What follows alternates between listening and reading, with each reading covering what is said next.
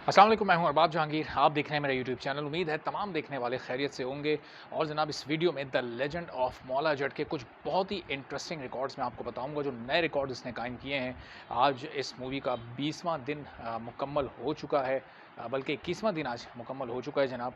और इन 21 दिनों में रिकॉर्ड्स पर रिकॉर्ड्स इसने कायम किए हैं, ना सिर्फ डोमेस्टिक बॉक्स ऑफिस पर बल्कि ओवरसीज़ में तो बड़े बड़े रिकॉर्ड्स इसने नाम किए हैं। और कई दुनिया के बड़े मुल्क ऐसे हैं जहाँ पर इस वक्त the legend of Maula Jatt छाई हुई है। आपको यूएई का, कतर का, अमेरिका का, कनाडा का, इन तमाम ऑस्ट्रेलिया का, न्यूजीलैंड का, इन तमाम जगहों का बिज़नेस वक्तन फ़वक्तन मैं आपको बताता रहा हूँ कि किस तरह ये वहाँ पर इस वक्त टॉप मूवीज़ में शुमार हो रही है। यूके का बिज़नेस भी मैंने आपको मुख्तलिफ़ मौक़ों पर मुख्तलिफ़ फ़िल्मों के हवाले से इसका बताया। लेकिन यूके में अब ये आप समझिए कि साउथ एशिया की सबसे बड़ी फ़िल्म बनने जा रही है, बल्कि समझिए कि ऑलमोस्ट बन ही चुकी है। अभी मैं थोड़े से फैक्ट्स और फिगर्स भी आपके साथ शेयर करता हूँ। और ये जनाब जो यूके के बॉक्स ऑफिस को कवर करने वाले लोग हैं, ये उनसे लिए गए हैं। तो ये इसको आप बिल्कुल भी चैलेंज नहीं कर सकते, चूँकि बहुत ही ऑथेंटिक ये तमाम फिगर्स हैं जो कि हासिल किए गए हैं। और जनाब ये आपको ये बता दूं कि यूके में, यानी पूरे यूनाइटेड किंगडम में, साउथ एशियन जितनी भी मूवीज़ हैं उनमें जो हाईएस्ट बिज़नेस करने वाली मूवीज़ हैं उसमें इसका कौन सा नंबर हो गया है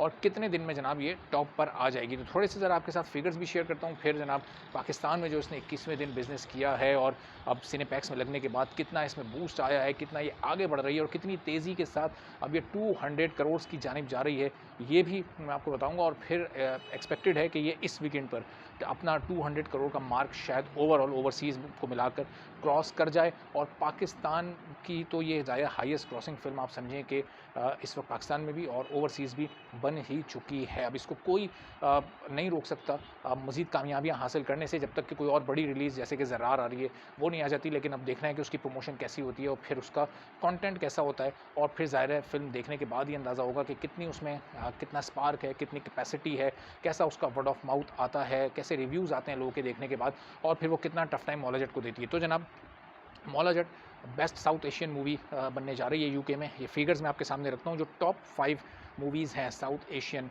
जो जिन्होंने टॉप बिज़नेस किया है यूके में 2022 में, उन तमाम का बिज़नेस मैं आपके सामने रख देता हूँ।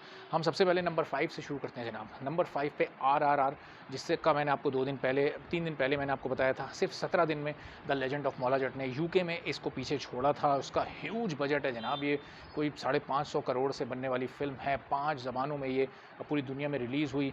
यूके में जो उसने कमाई की थी जनाब वो थी 9,77,000 पाउंड, यानी 10 लाख से भी कम पाउंड। ये 1 मिलियन भी क्रॉस नहीं कर सकी थी। ये यूके में 2022 में 5वें नंबर पर है। चौथे नंबर पर है जनाब रणबीर कपूर की ब्रह्मास्त्र, जो कि एक हिस्टोरिक फ़िल्म है और एक ह्यूज बजट से ये बनाई गई है। और अभी तक ये ओवरऑल कई 100 करोड़ कमा चुकी है, लेकिन उसके बावजूद भी जो उसका बजट है वो इतना ज़्यादा था कि ये अभी तक अपने हिट स्टेटस को हासिल नहीं कर सकी है। तो यूके में जो इसने बिज़नेस किया जनाब वो था 10,30,000 पाउंड, यानी ये 1 मिलियन से थोड़ा सा ज़्यादा इसने बिज़नेस किया जनाब। इन दोनों फ़िल्मों को, ब्रह्मास्त्र को भी the legend of Maula Jatt ने 19 रोज़ में पीछे छोड़ दिया था। अब इस लिस्ट में तीसरी जो फ़िल्म है वो है जनाब, यानी यूरोप में इस वक्त 2022 की सबसे कामयाब फ़िल्मों में, सबसे ज़्यादा बिज़नेस करने वाली फ़िल्मों में the legend of Maula Jatt है तीसरे नंबर पर, जिसने इस वक्त बिज़नेस किया है 10,40,000 डॉलर, यानी जनाब ये आप समझें कि 1 मिलियन से ज़्यादा का ये बिज़नेस कर चुकी है। और इस वक्त ये सिर्फ 2 फ़िल्मों से पीछे है। वो 2 फ़िल्में कौन-सी हैं और वो भी बहुत करीब है इसकी रेंज में।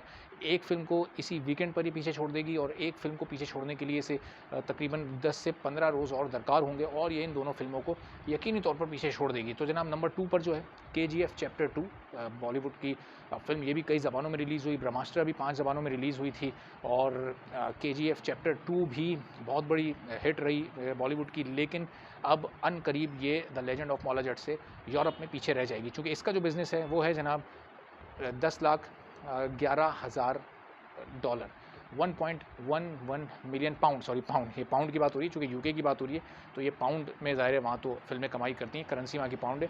तो जनाब ये बहुत करीब है the legend of Maula Jatt KGF chapter 2 को पीछे छोड़ने के लिए। और जो सबसे ज़्यादा बिज़नेस करने वाली फ़िल्म है वो ज़ाहिर है वो बॉलीवुड की कोई फ़िल्म नहीं है, वो कोई आमिर खान की फ़िल्म नहीं है, वो अक्षय कुमार की फ़िल्म नहीं है, वो शाहरुख खान की तो फ़िल्म इस साल आई नहीं है कोई। पठान का आज टीज़र रिलीज़ हुआ है, अब देखें वो फ़िल्म ज़ाहिर है इस साल नहीं आ रही, वो अगले साल रिलीज़ होनी है।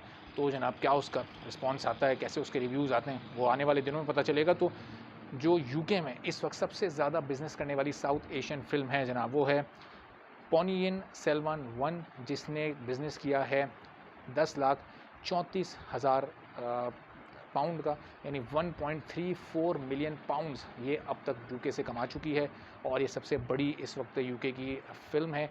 और इसका पार्ट, ये जो भी पार्ट 1 है, ये 1 आई है, इसका पार्ट 2 भी बनना है और कुछ लोग इसके बजट के बारे में कह रहे हैं कि इसका टोटल बजट जो है वो 500 करोड़ है। तो अब कुछ र्यूमर्स ऐसे हैं कि ये जो बजट है जनाब, ये पार्ट 1 पार्ट 2 का मिलाकर स्प्लिट कर लें तो 250 करोड़ बनता है, और कुछ लोग ये कह रहे हैं कि नहीं, ये सिर्फ पार्ट 1 का बजट है और पार्ट 2 का बजट फिर आप अलहदा से रखें। तो ये आप देखें कि 500-500, 600-600, 350-300 करोड़ से बनने वाली फ़िल्में हैं जिन्होंने ये बिज़नेस किया है, जो कि 1 मिलियन पाउंड के करीब कमा सकी हैं बरतानिया से।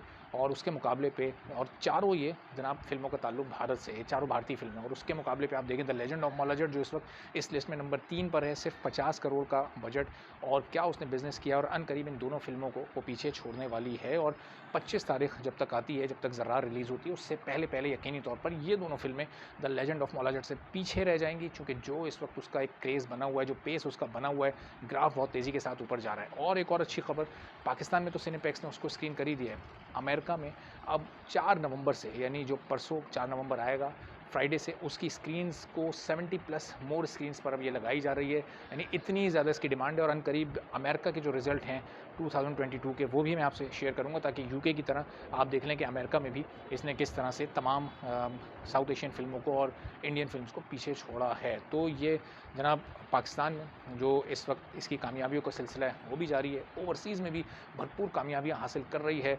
और आने वाले 18 दिनों में तो कहीं दूर दूर तक इसका कोई कॉम्पिटिटर है ही नहीं। 18 तारीख को दृश्यम 2 आती है, इसका मुकाबला नहीं कर पाएगी। वो टोटली एक वो जो डोमेस्टिक बॉक्स ऑफिस कलेक्शन है उस पर वो डिपेंड करेगी। ओवरसीज़ में उसकी जो पार्ट 1 आया था उसकी भी कोई मार्केट नहीं थी।